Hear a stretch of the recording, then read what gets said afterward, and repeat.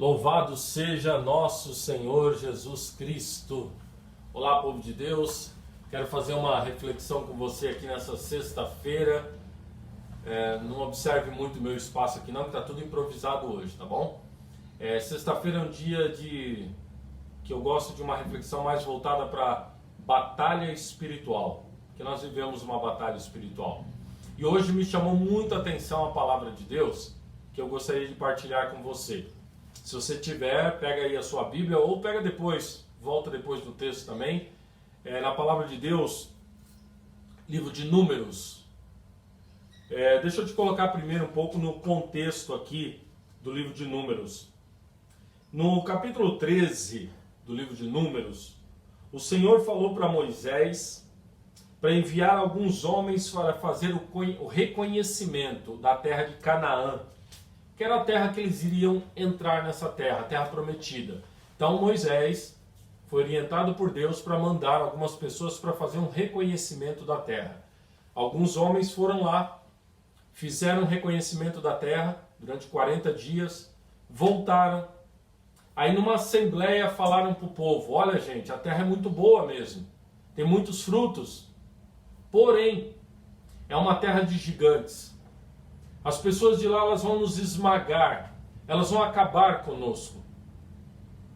Com isso esses homens colocaram medo no coração do povo. Esse coração do povo que já estava cheio de revolta.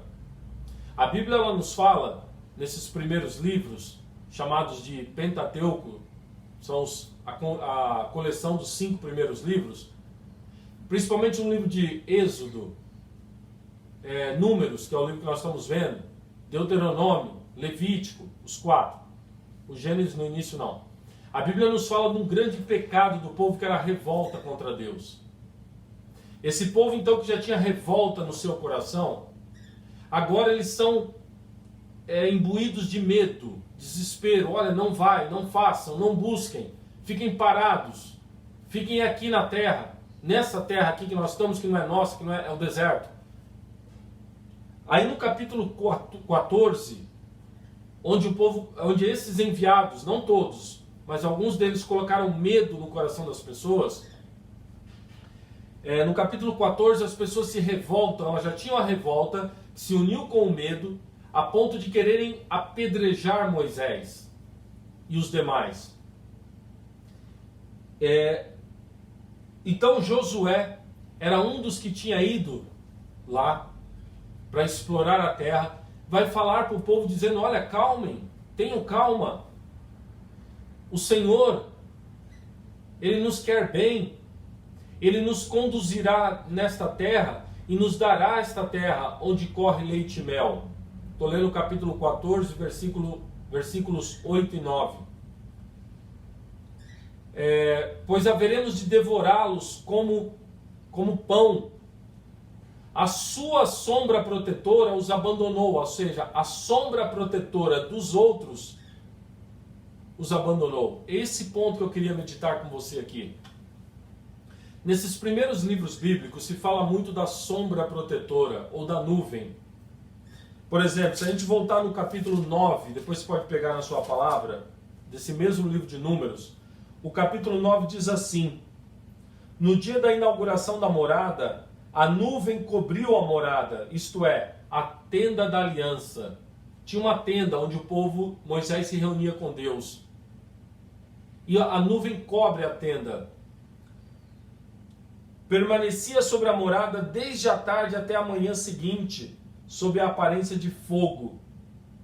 Assim acontecia sempre. Durante o dia, a nuvem cobria a morada. E durante a noite, tinha aparência de fogo. Então, gente, o que eu quero partilhar com vocês? Entenda essa reflexão espiritual. Nós estamos vendo um embate aqui. De um lado você tem a nuvem representando a glória de Deus, que acompanha o povo. Durante o dia como nuvem, à noite como uma coluna de fogo. Os filhos de Deus têm essa nuvem consigo. Essa sombra protetora. Olha a Virgem Maria. Quando o anjo Gabriel apareceu para ela e disse que ela ficaria grávida, ele também diz a ela: a sombra do Altíssimo virá sobre ti. Ela está envolvida na sombra do Altíssimo, como estão todos aqueles que pertencem a Deus. Por outro lado, você tem uma sombra protetora do maligno, que não é protetora de nada, na verdade. É a ação do maligno, que está sobre aqueles que não pertencem a Deus ou não querem pertencer a Deus, que leva medo, desespero, revolta consigo. Meus irmãos, nós estamos passando por esse momento difícil e essa palavra vem muito nos iluminar. A palavra está dizendo que a sombra protetora do mal, que de protetora não tem nada, ela foge na presença da verdadeira sombra protetora, que é a sombra de Deus. Josué dizendo para o povo: não tenham medo, porque a sombra protetora daqueles povos os abandonou. Mas por que abandonou? Porque o Senhor está conosco. O Senhor põe o mal para fugir. Meus irmãos, o desespero, o medo, a revolta não vem de Deus. Nós não podemos deixar de modo algum isso tomar conta do nosso coração, porque seria a sombra do maligno. O maligno quer isso. Ele quer cada um de nós e quer a nossa sociedade no medo, no desespero, na revolta. Porque aí ele reina. Onde tem essas coisas, o mal reina. Agora, quando Deus está conosco, tudo isso foge, tudo se afasta. É um combate espiritual aqui, é um combate espiritual. Então, meus irmãos, vamos colocar as nossas vidas e as nossas casas sob a sombra protetora do Altíssimo. E vamos pedir ao Senhor que coloque em fuga, que ponha para fugir essa sombra protetora do maligno, que de protetora, repito, não tem nada. Ela é opressora. É a sombra do desespero, da morte, da revolta. Quero rezar agora, terminar esse momento com oração, diante do poder de nosso Senhor Jesus Cristo, que é o verdadeiro Moisés, o enviado para nos conduzir à terra prometida. Desculpa. Na autoridade dele, todo espírito de morte, todo espírito de desespero, todo espírito de ansiedade, de medo, de angústia, de tristeza, de revolta, caia por terra agora e se afaste de nós. Se afaste dos nossos corações. Cesse a tentação contra nós. Não entre em nossos corações. Se afaste das nossas casas.